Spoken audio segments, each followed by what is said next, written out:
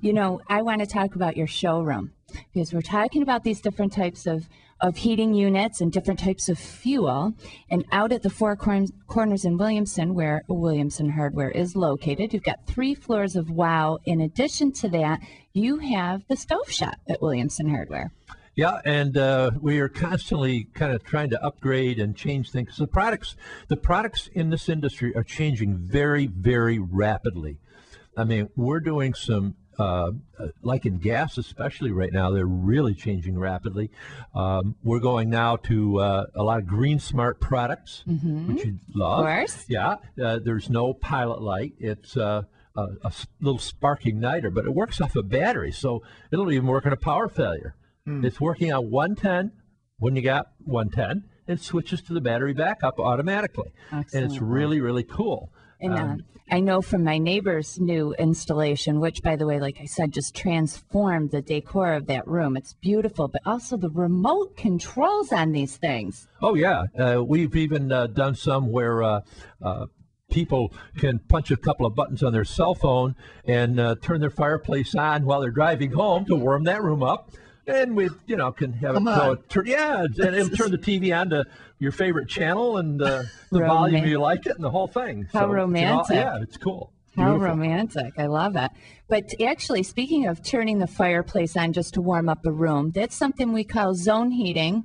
Yeah, or we call it space heating. Or space heating, same thing. Yeah. And that's the idea of, geez, if you've got a big home and you're not using all the bedrooms or all of the rooms for that matter, why heat the whole house, right? Yeah, the luxury of heating a big home to 70 degrees is kind of gone with the higher fuel cost and everything today. So what we're seeing, we're doing a lot of multiple units where we're putting 2 or 3 units in a home, and they're putting them in different strategic areas.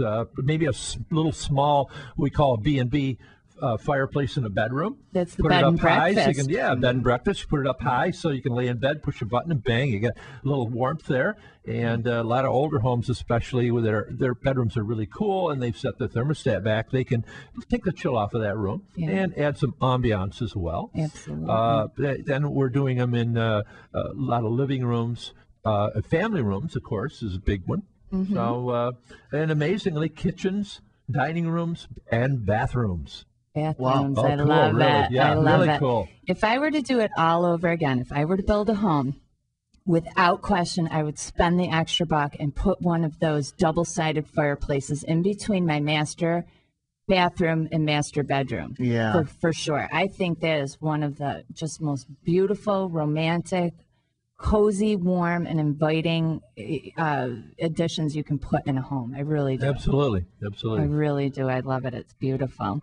Real quick, I do want to talk a little bit more. I know it's not something that you sell, but it's out there a lot with this whole greening of the universe about these pellet stoves. And just real quick, remind me why it is that that's not your favorite thing to sell.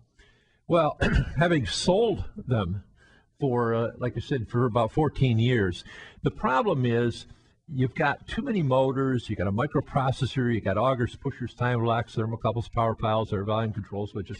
You got so many parts that heat and electronics don't get along real well, even though they've tried very hard. And you just start to spend so much money on maintenance. I always tell people, before you buy one, read the instruction manual under maintenance that will come with the unit, because there's daily, weekly, monthly, and yearly maintenance, and it's got to be done. And that does not, maintenance isn't covered under warranty. We're on the air, so you can't see, but Pat's shaking his head over there like not a chance. Not for me. I'm not into that maintenance thing. No. What are you into? The remote control from your driveway? Yeah, exactly. Or from across town or something. I don't really do that maintenance much. I should probably bring up a short story real quick because it is kind of funny. So my husband. Now, I think everybody that knows the Fixie Chick and her husband, love him, Eric Hartman. I do pretty much everything around the house for the most part, with the home improvements and even the little things around the house. I just kind of take care of that. He works a lot. He's not home a lot. So we had to switch sides with the whole wintertime parking in the garage thing, right? That happens where we switch sides. So in his car, he doesn't have the garage door opener for the left side. So we have one, but the battery's dead. So who replaces battery? So weeks go on and weeks go on, and he can't get in this garage, and he's got to call me. I'm home. Can you open the garage? And this is going on. So he calls the other day, and he's like, hey, babe, I got to tell you, I got this really cool app for my phone. Jim, you'll appreciate this because you're into all the applications. Do you have an iPhone? Oh, absolutely. Yeah, I thought so. You're into all that. So he says, I got a new app for my phone. He says, it's a garage door opener, right? And I'm thinking, really? He's like, yeah, it works from miles away. And I said, seriously? Because I'm thinking about it. I'm like, how is that possible? And he says, yeah, woman, open the garage. I'm in the driveway. What an So app. that's his new app. Needless to say, my mother, God love her, went out and bought a battery the very next day. And so it's not as funny anymore, but I thought it was cute, and he got a kick out of it anyway.